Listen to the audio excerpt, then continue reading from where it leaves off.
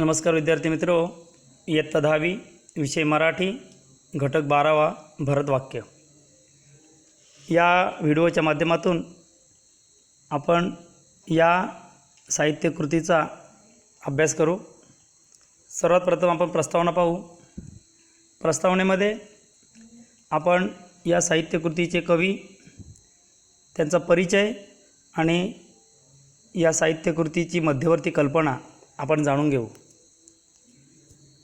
भरतवाक्य या साहित्यकृतीचे कवी आहेत कवी मोरोपंत।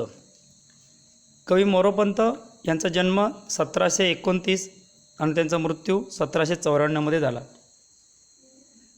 कवी मोरोपंत हे यांचं मूळ गाव रत्नागिरी जिल्ह्यातील राजापूर तालुक्यातील सौंदळी आहे आणि सौंदळी या ठिकाणी त्यांचं मूळ गाव असताना त्यांचे वडील हे पन्हाळगडावरती कारभारी होते आणि त्यानंतर मोरोपंत देखील त्या ठिकाणी गेले आणि त्यानंतर त्यांचे वडील हे पुणे या ठिकाणी स्थायिक झाले आणि मोरोपंत यांनी आपलं पुढील आयुष्य हे त्या ठिकाणी व्यतीत केलं। पंडित कवी म्हणून मोरोपंत हे प्रसिद्ध आहेत। त्यांनी काव्य, नाटक, व्याकरण, अलंकारादी इत्यादीचं शिक्षण घेतलं आणि न्याय व वेदांत याचं देखील त्यांनी अध्ययन केलं आहे। त्यांनी विपुल प्रमाणात काव्यरचना केलेली आहे। सुमारे 268 काव्यकृती त्यांच्या नावावर आहेत। त्यापैकी आर्यभारत, केकावली, मंत्र भागवत, मंत्र रामायण, श्रीकृष्ण विजय व हरिवंश या रचना प्रसिद्ध आहेत। त्यांनी संस्कृत काव्यरचना देखील केलेली आहे। त्यांचे समग्र वाङ्मय कविवर्य मोरोपंतांचे समग्र ग्रंथ खंड 1 ते 12 यामध्ये संग्रहित करण्यात आलेले आहेत। या ठिकाणी मोरोपंतांनी या रचनेमध्ये सज्जन माणसाच्या सहवासाचे आणि सद्विचारांच्या श्रवणाचे महत्त्व आपल्याला पटवून सांगितलेलं आहे। सज्जनांच्या सहवासामध्ये राहिल्यानंतर किंवा सज्जनांचे विचार श्रवण केल्यानंतर आपल्या जीवनामध्ये कशाप्रकारे बदल होतो याकडे त्यांनी लक्ष वेधलेलं आहे। खोटा अभिमान कधी बाळगू नये, भक्ती मार्गाकडे वळताना कोणत्याही मोहाला बळी पडू नये असे आव्हान त्यांनी केलेलं आहे आणि सत्कर्मामध्ये आणि सज्जनांच्या सहवासात राहण्याची शिकवण या पद्यरचनेतून त्यांनी दिलेली आहे। ठीक आहे, ही आपल्यासमोर जी पद्यरचना आहे याचं आपण गायनाच्या स्वरूपात श्रवण करू।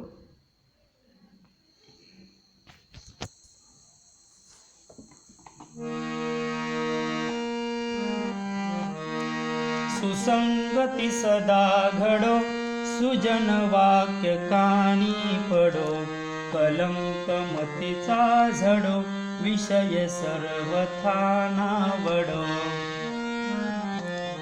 सुसंगती सदा घडो, सुजन वाक्य कानी पडो, कलंक मतीचा झडो, विषय सर्वथा नावडो। सदंध्री कमळी दडो, मुरडिता हटाने अडो, वियोग घडता रडो, मन भव चरित्री जडो।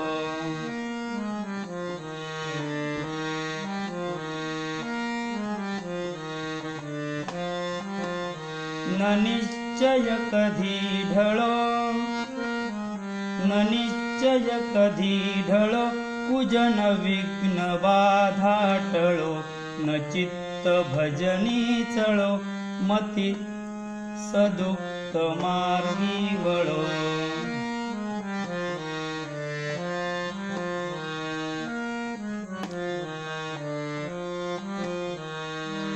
स्वतत्व हृदया कळो, दुरभिमान सारा गळो, पुन्हा न मन हे मळो, दुरित आत्मबोधे जळो।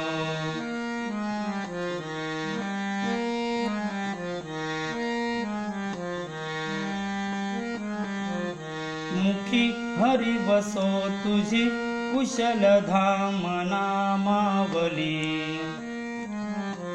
मुखी हरी वसो तुझी कुशल धाम नामावली क्षणात पुरविल जी सकल कामना मावली कृपा करिसी तू जगत्र निवास दासावरी कृपा करिसी तू जगत्रय निवास दासावरी तशी प्रगट हे निजाश्रित जना सदा सावरी सुसंगती सदा घडो सुजन वाक्य कानी पडो कलंक मतीचा झडो विषय सर्वथा नावडो कलंक मतीचा झडो विषय सर्वथा नावडो. या ठिकाणी आपण या कवितेचं गायन केलं आहे आणि आता आपण या पद्यरचनेमधून या पद्यरचनेचा आशय आपण आता समजून घ्यायचा आहे. तर या पद्यरचनेचा आशय समजून घेण्यापूर्वी आपण ही 17व्या-18व्या शतकातील ही जी मराठी भाषा आहे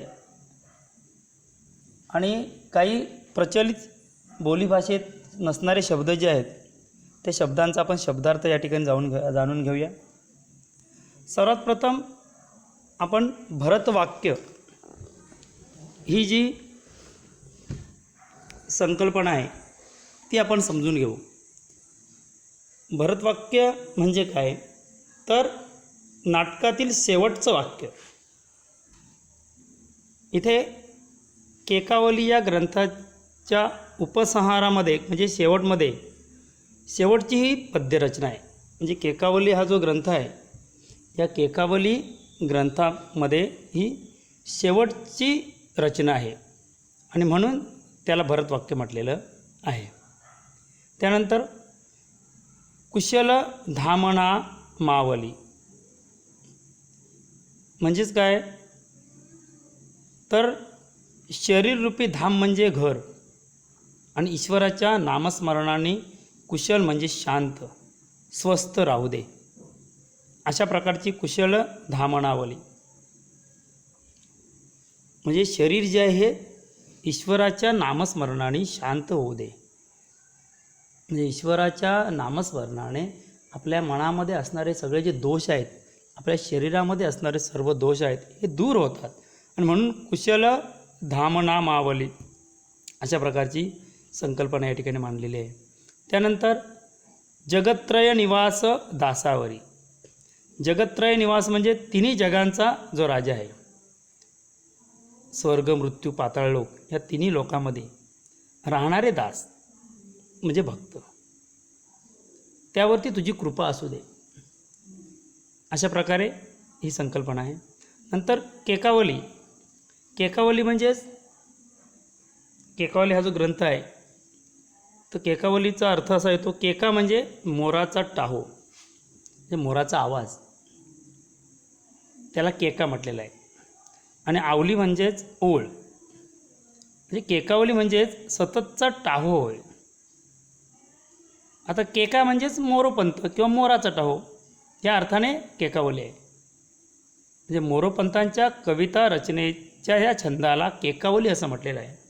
म्हणजे मोरोपंतांचा जो आवाज आहे किंवा मोरोपंतांचे जे विचार आहेत त्या विचारांना केकावली असं म्हटलेलं आहे. त्यानंतर या पद्यरचनेमध्ये काही अपरिचित शब्द आहेत त्याचा शब्दार्थ आपण जाणून घेऊ. सुसंगती म्हणजे चांगल्या माणसांची संगत. त्यानंतर सदा म्हणजे नेहमी सतत. सुजन वाक्य म्हणजे सुवचन सुविचार चांगले विचार. काणी म्हणजे कानावर. कलंक म्हणजे डाग. कलंकमती मती म्हणजे बुद्धी. प्रज्ञा. नंतर झडो म्हणजे झडून जावं निघून जावं. विषय म्हणजे मोह काम वासना. सर्वथा म्हणजे पूर्णपणे. नावडो म्हणजे आवडू नये. सदंध्री म्हणजे सज्जनांचे पाय, कमळी म्हणजे कमळ फुलात, त्यानंतर मुरडिता म्हणजे मागे वळताना, हटाणे म्हणजे आग्रहाने हट्टाने, अडो म्हणजे अडकून राहू, वियोग म्हणजे विरह, भवचरित्री म्हणजे भवचरित्र भवसागर म्हणजे संसार रूपी हा जो संसार धर्म आहे त्याला भवसागर म्हणतात किंवा भवचरित्री म्हणजे भक्तिमार्ग परमार्थ, जडो म्हणजे जडावा लागून राहू, न ढळो म्हणजे ढळू नये विलग होऊ नये, कुजन म्हणजे वाईट माणूस, विघ्न बाधा म्हणजे अडचणीची लागण व्यत्यय, टळो म्हणजे टळून, जाओ म्हणजे निघून जाओ, चित्त म्हणजे मन अंतकरण, नंतर न चळो चळणे म्हणजे विचलित होणे, न चळो म्हणजे विचलित होऊ नये, सदुक्त मार्गी म्हणजे चांगल्या वाटेला चांगल्या मार्गाने. नंतर काही शब्द आहेत बघा, स्वतत्व म्हणजे आत्मविश्वास स्वाभिमान, नंतर काही शब्द आहेत दुराभिमान म्हणजे गर्विष्ठपणा गर्व, नंतर न मळो म्हणजे मलिन होऊ नये, दुरित म्हणजे वाईट कृत्य, नंतर पुढे शब्द आहे मुखी झालं हरी देवाचे नामस्मरण, सकल म्हणजे सर्व, कामना म्हणजे इच्छा आकांक्षा, माऊली म्हणजे मनात असणारी कृपा आशीर्वाद, निजाश्रित जना निजाश्रित आश्रित ज्यांना तुझ्या आश्रयाची किंवा आधाराची गरज असणारी माणसे म्हणजे भक्त, निज म्हणजे तुझी, आश्रित तुझ्या आश्रयाची ज्यांना गरज आहे असं परमेश्वराला म्हणतायत, सावरी म्हणजे आधार द्यावा सांभाळावे. ठीक आहे, अशा प्रकारे काही शब्दार्थ आपण जाणून घेतले. आता या ठिकाणी आपण या पद्यरचनेचा आशय समजून घेऊ. या पद्यरचनेमध्ये काय म्हणतात बघा, सुसंगती सदा घडो, सुजन वाक्य कानी पडो, कलंकमतीचा झडो, विषय सर्वथा नावडो. म्हणजे चांगल्या माणसाची संगत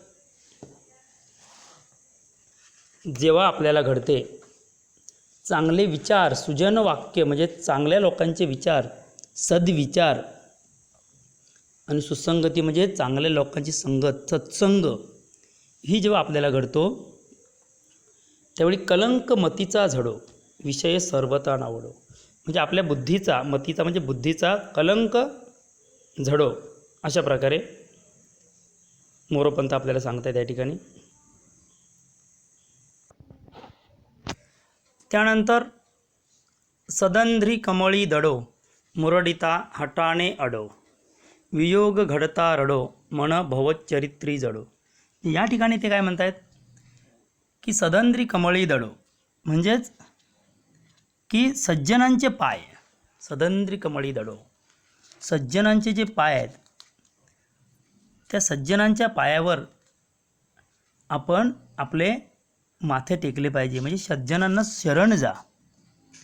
या ठिकाणी त्याला ते सांगायचं आहे की आपण सज्जनांना शरण गेलो पाहिजे, सज्जनांचे विचार सज्जनांची संगत आपण केली पाहिजे. वियोग घडता रडो, मन भवचरित्री जडो. म्हणजेच सज्जनांपासून जेव्हा आपण दूर जाऊ, त्याचा वियोग होईल, तेव्हा आपल्याला त्याचं काय होणार आहे, दुःख होणार आहे. आणि अशा पद्धतीने सज्जनांच्या संगतीत गेल्याने, सुसंगती असल्याने आपल्याला चांगले बुद्धी मिळणार आहे, मतीचा कलंक झडणार आहे. अशा प्रकारे मोरोपंत आपल्याला या ठिकाणी संदेश देत आहे. आपण चरित्र संपन्न व्हायला पाहिजे, सज्जन माणसाची मैत्री जोडली पाहिजे, सुविचार सुवचनं आपल्या कानावर पडली पाहिजेत, बुद्धीतील वाईट विचार झडून बुद्धी शुद्ध व्हायला हवी, काम वासनेविषयी संपूर्णता आपल्याला नावड निर्माण झाली पाहिजे. काय म्हटले बघा, न निश्चय कधी ढळो, कुजन विघ्न बाधा टळो, न चित्त भजनी चळो, मती सदुक्त मार्गी वळो. बघा, आपला जो निश्चय आहे, आपला जो निर्धार आहे, तो कधीही ढळू देऊ नये.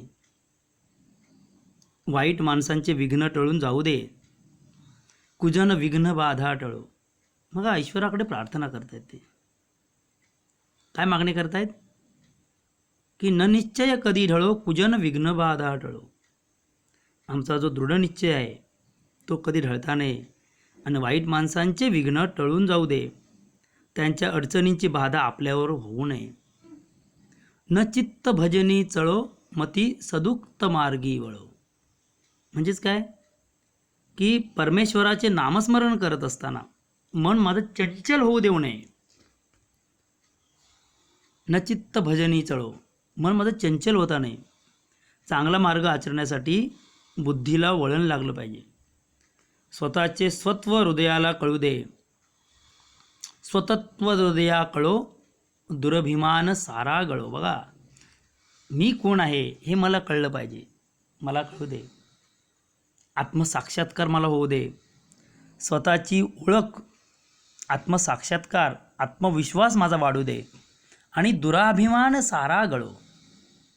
दुराभिमान, गर्विष्ठपणा गळून जाऊ दे. मन कधीही वाईट विचारांनी मलिन होऊ नये. ज्ञानामध्ये सर्व अनिष्ट दुरित भस्मसात होऊ दे. मला आत्मज्ञान होऊ दे, आत्मबोध होऊ दे. पुन्हा न मन हे मळो, दुरित आत्मबोधे जळो. आत्मबोध होऊन देत आणि आत्मबोधातून हे सगळे दुरित वाईट विचार सगळे जळून जाऊन देत, नष्ट होऊन जाऊन देत. वाईट विचारांपासून माझं मन दूर जाऊ दे. पुढे काय म्हणतात बघा, मुकी हरी वसो तुझी कुशल धामना मावली. मुकी हरी वसो तुझी कुशल धामना मावली. म्हणजेच काय? की हे देवा, तुझे नाव माझ्या मुखात सदैव राहू दे. मुखी हरी, हरिमुखे म्हणा, हरिमुखे म्हणा, पुण्याची गणना कोण करी. माझ्या मुखामध्ये तुझं नाव असू दे. आणि तुझं नाव माझ्या मुखात असेल तर माझ्या एवढा पुण्यवान कोण नाही. तुझे नाव माझ्या मुखात सदैव राहू दे. माझी शरीररूपी घर तुझ्या नामोच्चाराने कुशल व पावन होऊन जाऊ दे. कुशल धामना मावली, म्हणजे माझं शरीररूपी मन हे तुझ्या नामोच्चाराने कुशल होऊन जाऊन दे, पावन होऊन जाऊन दे. तुझ्या नामस्मरणाने माझ्या मनाचा सर्व इच्छा तात्काळ पुरवल्या जाव्यात. काय म्हणताय? क्षणात पुरविल जी सकल कामना मावली. म्हणजे हे ईश्वरा, तुझ्या नामस्मरणामुळे, तुझ्या नामस्मरणात एवढी ताकद आहे की तुझ्या नामस्मरणामुळे माझ्या सगळ्या मनातल्या इच्छा आकांक्षा पूर्ण होऊन देत. पुढे काय म्हणताय? कृपा करीशी तू जगत्त्रय निवास दासावरी. म्हणजे तू कोण आहेस? तिन्ही जगात, म्हणजे स्वर्गलोक, इहलोक, पाताळलोक, या तिन्ही जगात राहणाऱ्या भक्तांवर तू कृपा कर. तू कृपावंत आहेस. आणि तशी प्रगट हे निजाश्रित जना सदा सावरी. तशी तुझ्या आश्रयाला आलेल्या, शरण आलेल्या भक्तांवर तुझी कृपादृष्टी सतत राहू दे. जशी आजपर्यंत आहे तशी यापुढे देखील तुझी कृपादृष्टी त्या सर्व लोकांवर राहू दे. जे तुला शरण आले त्या सर्व भक्तांवर तुझी कृपादृष्टी अशीच राहू दे. अशा प्रकारे या ठिकाणी ते प्रार्थना करतायत. ठीक आहे, आपण या ठिकाणी आशय समजून घेतलेला आहे. आता आपण या ठिकाणी याचा स्वाध्याय समजून घेऊ. स्वाध्यायामध्ये आकृती पूर्ण करा. बघा, चरित्र संपन्न बनण्यासाठी आपल्याला काय करायला पाहिजे? मोरोपंत काय सांगतात बघा. आपल्याला काय आवश्यक गोष्टी आहे? सुसंगतीत राहावे. आपण सुसंगतीत सदा राहावे. चांगल्या माणसांच्या संगतीत राहावे. सत्संग करावा. सुविचार ऐकावे. चांगले विचार ऐकावे. बुद्धीचा कलंग झडावा. आणि कोणत्या गोष्टी टाळल्या पाहिजेत? तर विषय वासना नको. दुराभिमान टाळावा. निश्चय ढळू देऊ नये. ठीक आहे, हे जर आपण केलं तर आपण चरित्र संपन्न होऊ, चांगला माणूस होऊ. नंतर मन वाईट गोष्टींकडे वळू नये म्हणून काय केलं पाहिजे?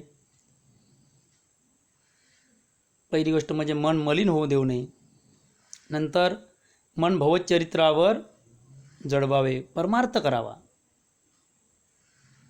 नंतर मनातील निश्चय ढळू देऊ नये आणि चौथा आहे भजन करताना मन विचलित होऊ देऊ नये.